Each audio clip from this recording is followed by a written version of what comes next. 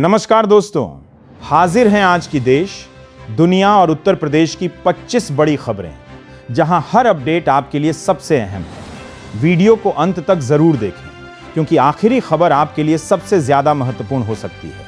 एक छोटी सी गुजारिश, 99% लोग वीडियो देखते हैं लेकिन सब्सक्राइब नहीं करते। अगर आप भी हर बड़ी खबर सबसे पहले पाना चाहते हैं तो अभी चैनल को सब्सक्राइब जरूर कर लें। आपका एक सब्सक्राइब हमारे लिए बहुत मायने रखता है। तो चलिए साथियों, अब फटाफट शुरू करते हैं आज की 25 बड़ी खबरें। देश के सर्वोच्च न्यायालय यानी सुप्रीम कोर्ट से आ रही है।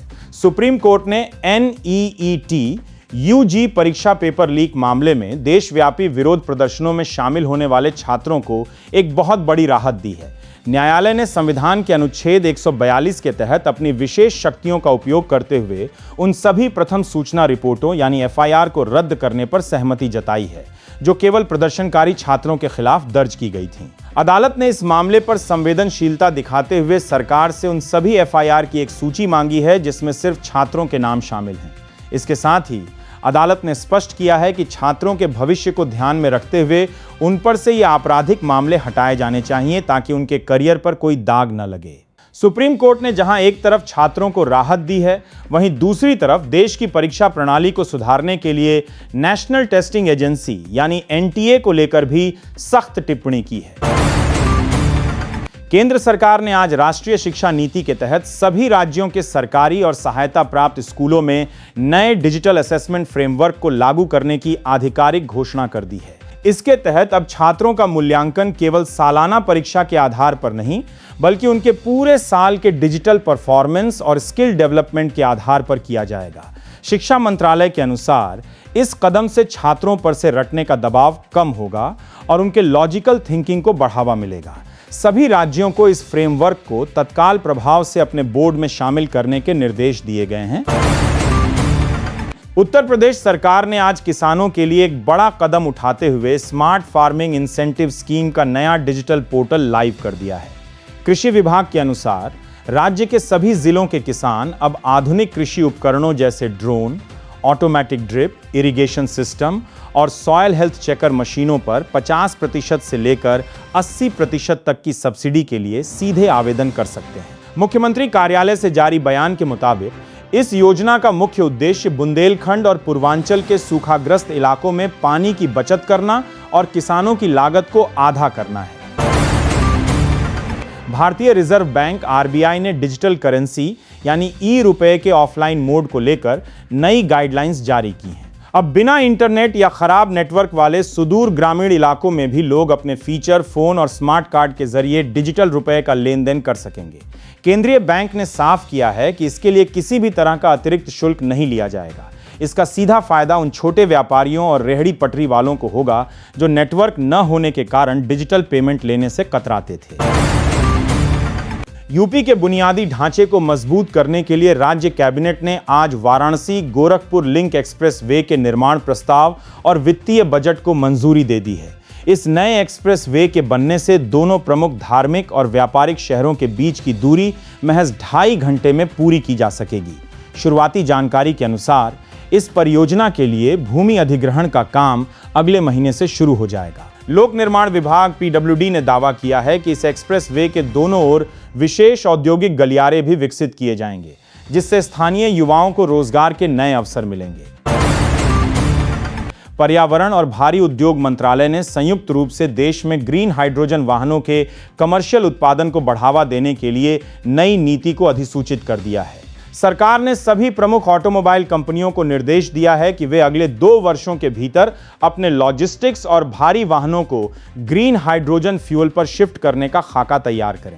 इसके साथ ही ग्रीन हाइड्रोजन फिलिंग स्टेशनों को स्थापित करने के लिए निजी कंपनियों को टैक्स में भारी छूट देने का भी ऐलान किया गया है, जिससे आने वाले समय में पेट्रोल डीजल पर निर्भरता काफी कम होगी। भारतीय मौसम विज्ञान विभाग IMD ने आज शाम एक विशेष बुलेटिन जारी करते हुए पश्चिमी उत्तर प्रदेश के मेरठ, बागपत, गाजियाबाद, गौतम बुद्ध नगर और सहारनपुर सहित दिल्ली NCR के इलाकों के लिए अगले 48 घंटों का ऑरेंज अलर्ट जारी किया है।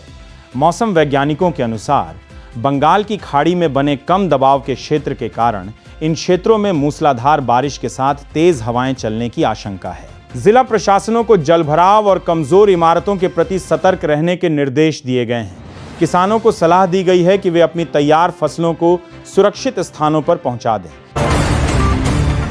केंद्रीय दूरसंचार मंत्रालय ने आज देश की शीर्ष IITs और चुनिंदा निजी टेलीकॉम कंपनियों को 6G नेटवर्क के पहले चरण के फील्ड ट्रायल की आधिकारिक अनुमति दे दी है। रिपोर्ट्स के मुताबिक शुरुआती ट्रायल दिल्ली, मुंबई और बेंगलुरु के विशेष रूप से तैयार किए गए टेक जोन्स में किए जाएंगे। सरकार का लक्ष्य है कि साल 2030 तक भारत 6G तकनीक के रोल आउट में दुनिया के अग्रणी देशों में शामिल हो जाए। ये ट्रायल पूरी तरह से स्वदेशी तकनीक पर आधारित होगा।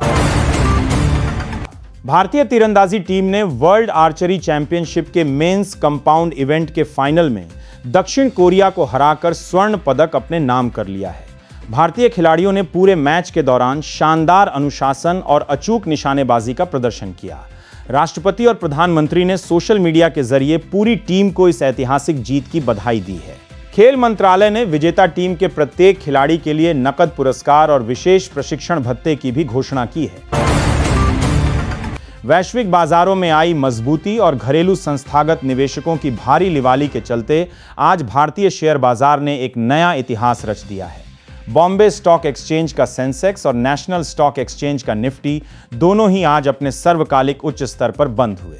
बैंकिंग, IT और ऑटोमोबाइल सेक्टर के शेयरों में सबसे ज्यादा बढ़त दर्ज की गई। बाजार विश्लेषकों के मुताबिक विदेशी फंडों के लगातार आ रहे निवेश के कारण भारतीय बाजार में यह तेजी आगे भी जारी रह सकती है।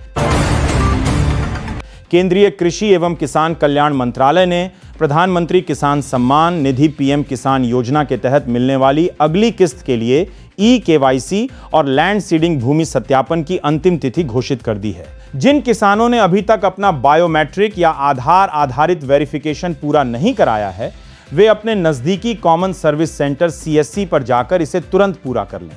ऐसा न करने की स्थिति में अगली किस्त के पैसे खाते में ट्रांसफर नहीं हो पाएंगे। उत्तर प्रदेश के प्रयागराज में आयोजित होने वाले महाकुंभ को लेकर आज मुख्यमंत्री की अध्यक्षता में एक हाई लेवल रिव्यू मीटिंग संपन्न हुई। इस बैठक में सुरक्षा व्यवस्था, बुनियादी ढांचे के विकास और श्रद्धालुओं की सुविधाओं के लिए एक अतिरिक्त विशेष बजट को तत्काल मंजूरी दी गई है। रिपोर्ट्स के अनुसार इस बार महाकुंभ क्षेत्र में पहली बार पूरी तरह से AI संचालित CCTV कैमरों का नेटवर्क स्थापित किया जा रहा है, जिससे भीड़ नियंत्रण और संदिग्ध गतिविधियों की निगरानी रियल टाइम में की जा सकेगी। रक्षा मंत्रालय और रक्षा अनुसंधान एवं विकास संगठन DRDO ने आज सुबह देश के पूर्वी तट पर स्थित एकीकृत परीक्षण रेंज से पूरी तरह स्वदेशी तकनीक से विकसित short range surface to air missile का सफल परीक्षण किया है। रक्षा वैज्ञानिकों के अनुसार यह मिसाइल बेहद कम ऊंचाई पर आने वाले दुश्मन के हवाई खतरों और ड्रोन को हवा में ही नेस्तनाबूद करने में पूरी तरह सक्षम है। रक्षा मंत्री ने इस सफलता पर वैज्ञानिकों की टीम की पीठ थपथपाई है। उत्तर प्रदेश के ऊर्जा विभाग ने आज जानकारी दी है कि बुंदेलखंड के जालौन और झांसी जिलों में निर्माणाधीन मेगा सोलर पावर पार्क का 80% से अधिक कार्य पूरा कर लिया गया है। इस परियोजना के पूरी तरह चालू होने से राज्य को ग्रिड के माध्यम से हजारों मेगावाट अतिरिक्त और सस्ती हरित बिजली मिलनी शुरू हो जाएगी। अधिकारियों के मुताबिक इस सोलर पार्क से उत्पादित होने वाली बिजली का एक बड़ा हिस्सा स्थानीय उद्योगों और कृषि फीडरों को दिया जाएगा, जिससे क्षेत्र में बिजली कटौती की समस्या हमेशा के लिए खत्म हो जाएगी। भारतीय खाद्य सुरक्षा और मानक प्राधिकरण ने पैकेज्ड फूड यानी डिब्बाबंद खाद्य पदार्थों के लिए हेल्थ स्टार रेटिंग प्रणाली को अनिवार्य करने की अधिसूचना जारी कर दी है। अब सभी खाद्य निर्माता कंपनियों को अपने पैकेट के सामने वाले हिस्से पर साफ साफ स्टार रेटिंग दर्शानी होगी, जो ये बताएगी कि उस प्रोडक्ट में नमक, चीनी और सैचुरेटेड फैट की मात्रा कितनी है। इससे उपभोक्ताओं को सेहतमंद चीजें चुनने में आसानी होगी। तो ये थी आज सुबह की देश, विदेश और उत्तर प्रदेश की वो 25 बड़ी खबरें जो आपके लिए जानना बेहद ज़रूरी था। हमने बिना किसी फालतू बहस के पूरी तरह सत्यापित खबरें आप तक पहुंचाईं। अगर आपको हमारा ये प्रयास और ये वीडियो पसंद आया हो तो इस वीडियो को एक लाइक ज़रूर करें। अपने दोस्तों और परिवार के साथ इसे शेयर करें ताकि उन तक भी आज की ये ताज़ा खबरें पहुंच सकें। और हाँ, ऐसी ही सच्ची और सटीक खबरों के अपडेट्स रोज़ सुबह सबसे पहले पाने के लिए हमारे चैनल को सब्सक्राइब करना बिल्कुल न भूलें और बेल आइकन को ज़रूर दबाएं। आपसे कल सुबह फिर मुलाकात होगी। तब तक के लिए नमस्कार।